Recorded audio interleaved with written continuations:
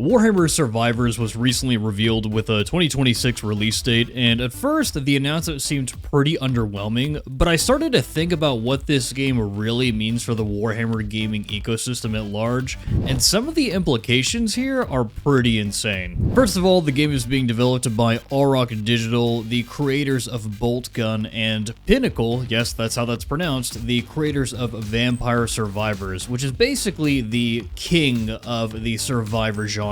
Not only has Pinnacle developed one of the best roguelike survival games out there, but both Auroch and Pinnacle are basically the masters of the retro gaming style. Almost immediately, we could tell that the formula for how to create a successful Warhammer game is basically being replicated right now, because all you really have to do is take a game or genre that's already successful and then splash Warhammer on it. We saw this with Vermintide and Darktide, which are basically just the Warhammer versions of Left 4 Dead, Total Warhammer, which is obviously just a Warhammer version of Total War, and of course with Space Marine 2 or Space Marine, which is basically just Gears of War with Souls elements and then Warhammer added to the mix. And not only is Warhammer Survivors going to be a 40k game, but it's also going to be an Age of Sigmar game, and I am willing to wager that this is going to be the first major Age of Sigmar game. And unfortunately, the only reason why I say that is because every other Age of Sigmar game that we've gotten so far has been pretty bad. But what is this game actually about? What do you even do? It looks so simple. How can this game be any fun? The entire roguelike survival genre is really easy to get into, but very difficult to master, because you basically just have to pilot your character, make sure that you don't get hit by certain enemies,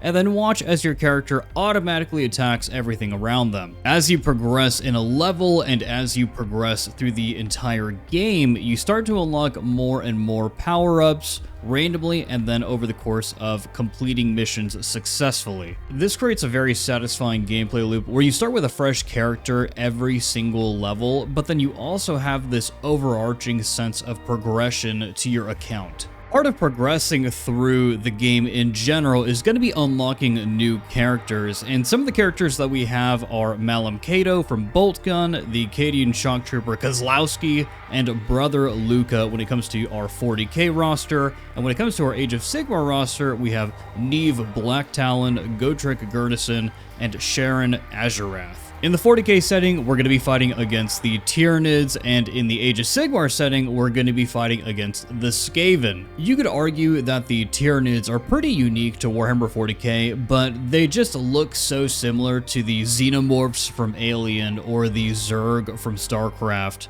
What's really unique here are the Skaven. Choosing Skaven for the Age of Sigmar side of the game is absolutely perfect. They're unique to Warhammer, they're hilarious, they're terrifying, and I just love fighting them so much. Part of the reason why I think that Vermintide and Vermintide 2 were so successful was because they heavily featured the Skaven as the primary antagonist of both those games. And speaking of Vermintide, if we get the Ubersreich 5 added to this game, I'm gonna lose my fucking mind. Auroch, Pinnacle, Fat Shark, make it happen. Crossover of the century. Hell, I'd even be happy if we got some Darktide characters added to the 40k side of the game. Adding Marrow into the game would be freaking amazing. That dude took out a fucking World Eater. The possibilities here are endless, because adding more characters to the game should be relatively easy, and then adding new factions to the game is really exciting. You can add them as different DLCs, maybe have an Orc DLC where you add Orcs to both the 40k and Age of Sigmar side, a Chaos DLC, etc, etc, etc. But where this all has the possibility to go absolutely nuclear is if the game not only releases on Steam, but on mobile as well.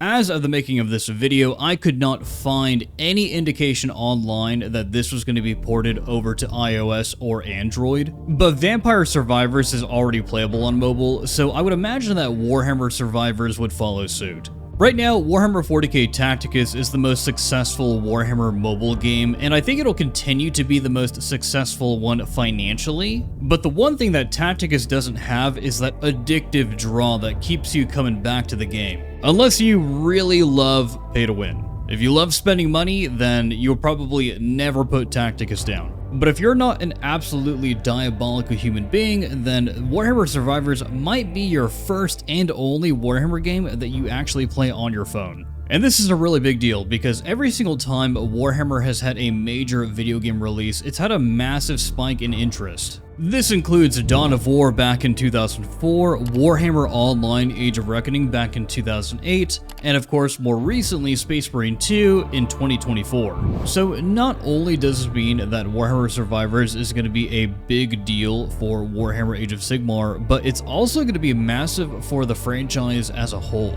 especially if the game gets ported over to mobile. Anyways, guys, as always, I appreciate your viewership. Like the video if you liked it, subscribe to the channel if you liked me, and leave a comment down below to tell me what you think. This has been Jefficus, and I'll see you in-game. The Emperor protects.